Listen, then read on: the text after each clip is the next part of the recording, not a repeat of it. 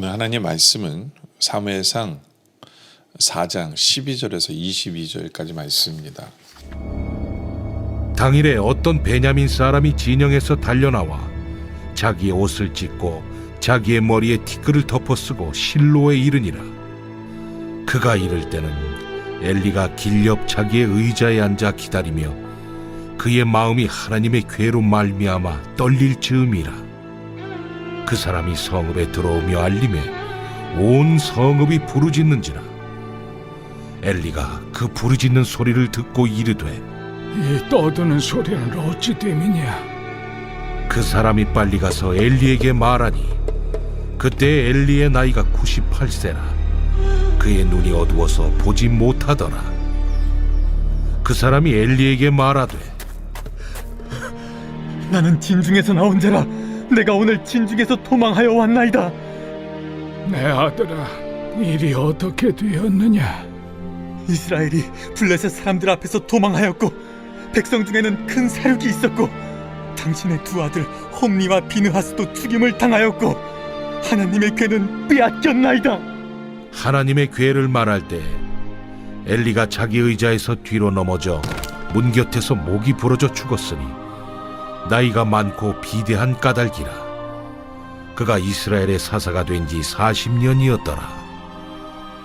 그의 며느리인 비느하스의 아내가 임신하여 해산 때가 가까웠더니 하나님의 괴를 빼앗긴 것과 그의 시아버지와 남편이 죽은 소식을 듣고 갑자기 아파서 몸을 굽으려 해산하고 죽어갈 때 곁에 서 있던 여인들이 그에게 이르되 두려워하지 말라. 내가 아들을 낳았다.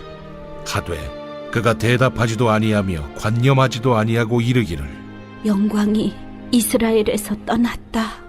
하고 아이 이름을 이가봇이라 하였으니 하나님의 괴가 빼앗겼고 그의 시아버지와 남편이 죽었기 때문이며 또 이르기를 하나님의 괴를 빼앗겼으므로 영광이 이스라엘에서 떠났다. 하였더라.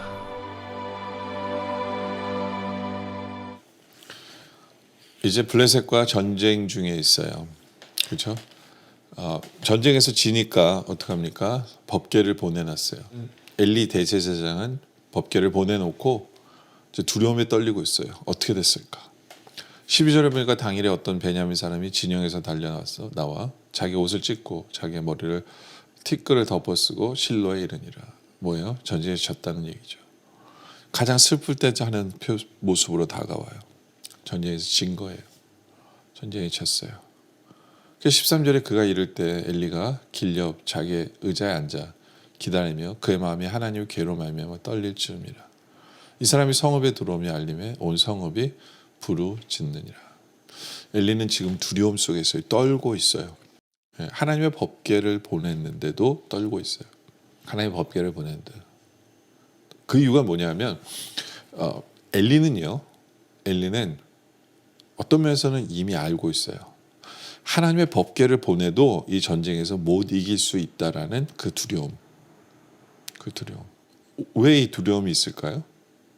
그 이유는 자기 죄 때문에 그래요. 자기 자식들의 죄 때문에 그래요. 하나님이 두 번이나 엘리 선지자에게 말씀하셨잖아요.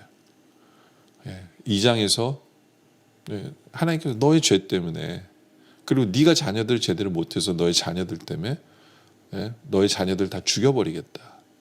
너의 자녀들 다 죽고 너의 식구들 다 죽는다. 너도 죽는다. 너의 가족을 심판하겠다. 그 예언의 말씀을 들었어요.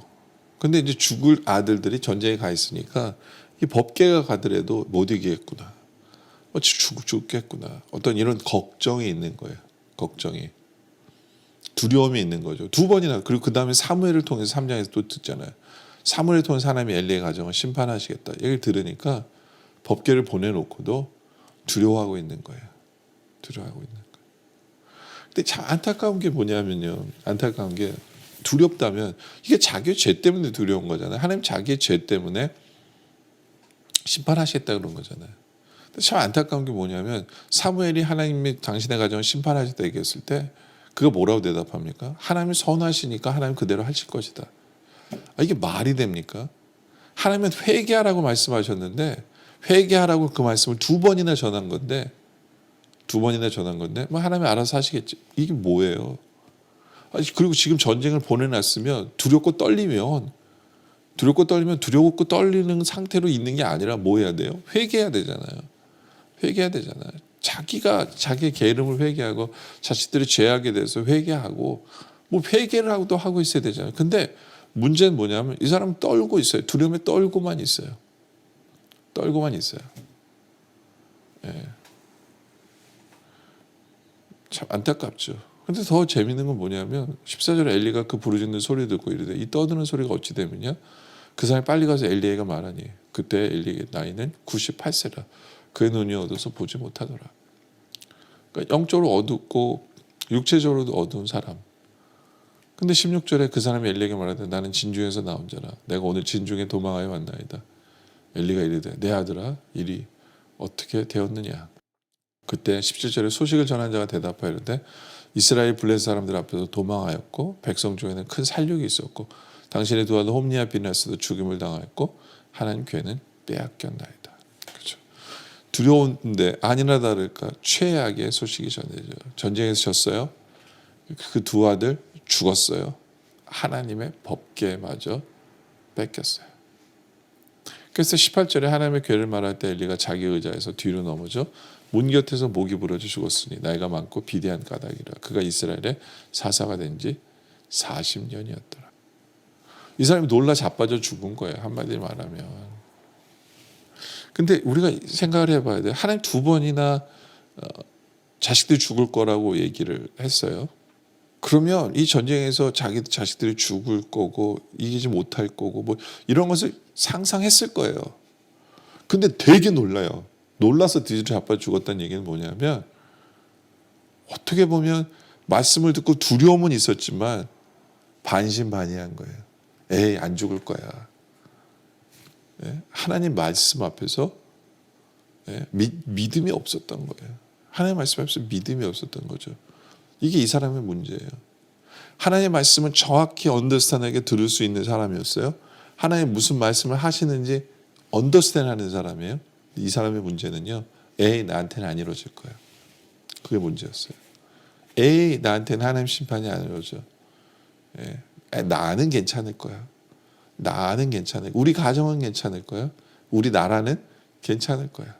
뭐 하나님의 법궤가 있는데 뭐 이런 말도 안 되는 생각을 하면서 괜찮을 거라 생각했죠. 하나님 심판 앞에서 믿음이 없었어요. 심판에 대한 믿음이 없었어요.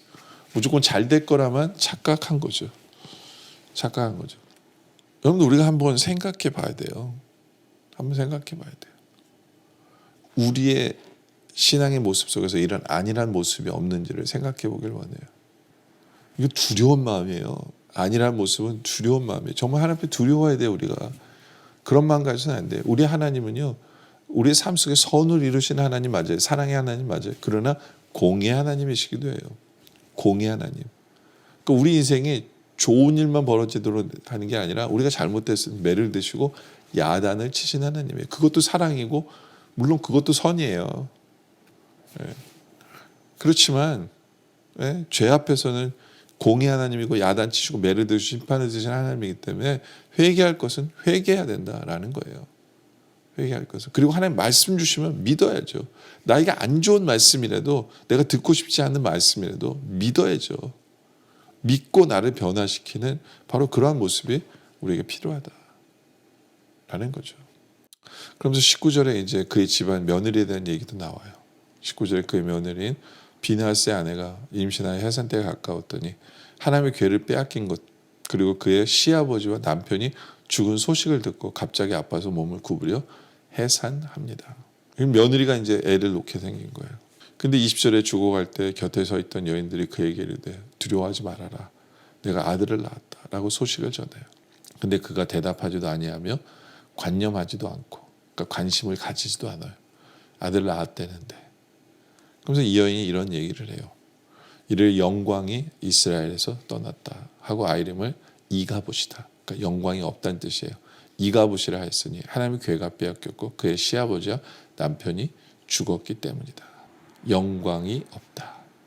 영광을 잃어버렸다. 영광이 떠났다. 그렇죠? 22절에 또 이르기를 하나님의 괴를 빼앗겼으면 영광이 이스라엘에서 떠났다 하였더라. 그러니까 이 가정에서 엘리의 가정에서 하나님의 영광이 떠났고 이스라엘에서 하나님의 영광이 떠나버린 거예요. 그렇죠? 그러니까 하나님의 영광이 떠나다 보니까 어떻게 됐어요? 전쟁에서 졌어요. 하나님의 영광이 떠나다 보니까 아기가 이제 홀로 남게 돼요. 이제는 이 아기는 완전 고아가 돼요. 아버지도 없어요. 시아버지도 없어요. 그러니까 참, 그리고 엄마도 죽어갈 때 예양모니가 죽었어요. 하나님의 영광이 떠나버리면 이런 비참한 상황이 된다. 하나님의 영광이 되어버리면 아무런 힘을 얻을 데가 없어요. 마치 고아된 아이처럼 누가 이 아이를 돕겠어요? 책임지고 도울 사람이 아무도 없잖아요. 그렇죠? 힘을 받을 데도 없어요. 외롭고 바로 그러한 인생의 모습이 하나님의 영광이 떠난 모습이에요. 하나님의 영광이 떠난 이스라엘은 졌고 궤도 빼앗겼고 그 때문에 우리에게 이런 기도가 있어야 돼요. 하나님의 영광이 떠나지 않는 삶을 살게 해주세요. 하나님의 영광이 나타나는 삶을 살게 해주세요. 하나님의 영광 받으시는 삶을 살게 해주세요. 왜냐하면 하나님의 영광이 필요합니다. 하나님의 임재가 필요합니다. 하나님 없으면 우리는 못 살아요. 라는 어떤 이러한 간절한 소원과 열정이 우리에게 있어야 돼요. 왜요? 하나님의 영광이 떠나버리면, 다른 말로 하나님의 임재가 사라져버리면 우리의 인생은 정말 어두움밖에 없어요. 외로움밖에 없어요. 홀로 된 그것이 얼마나 비참한지를 깨달아서 하나님 없으면 못 살아요 라는 이 고백이 우리에게 있길 원해요. 정말 하나님 없으면 우리 못 살아요 고백과 또 하나님 말씀 주시면 그 말씀을 제대로 믿고 회개할 것은 회개하고 회개할 것은 회개하고 그렇죠? 잘못했다고 야단치시면 회개하고 그리고 말씀을 믿고 말씀을 붙드는 그래서 놀라 자빠질 일이 없는 그렇게 하나님 영광 속에 살아가는 우리 모두가 되어주시길 주님의 이름으로 축원합니다. 기도드리겠습니다. 아버지 하나님 우리에게 계속해서 말씀 주시는데 안일하게 나한테는 안 좋은 일이 벌어지지 않을 거라 착각하지 않게 해주시옵소서. 우리 하나님은 내 삶에 선을 이루시는 하나님 맞지만 공의 하나님이시기 때문에 나의 잘못 앞에 매를 드시는 하나님이라는 것 우리 분명히 기억하게 해주시옵소서. 그래서 내가 듣기 싫은 소리라도 그 말씀대로 이루시는 하나님을 믿고 회개할 것은 회개하고 주님 앞에 나아가게 해주시옵소서. 우리 안에 간절한 소원 있게 해주시옵소서. 하나님의 영광 속에 살게 해주시옵소서. 하나님의 임재 속에 살게 해주시옵소서. 하나님 없으면 못 삽니다. 하나님 임재 속에 하나님 영광 속에 살아가는 우리들 되게 하여 주시옵소서. 오늘 말씀에 감사드리며 계속된 기도 속에 함께 하시길 바라며 예수님의 이름으로 기도드립니다. 아멘.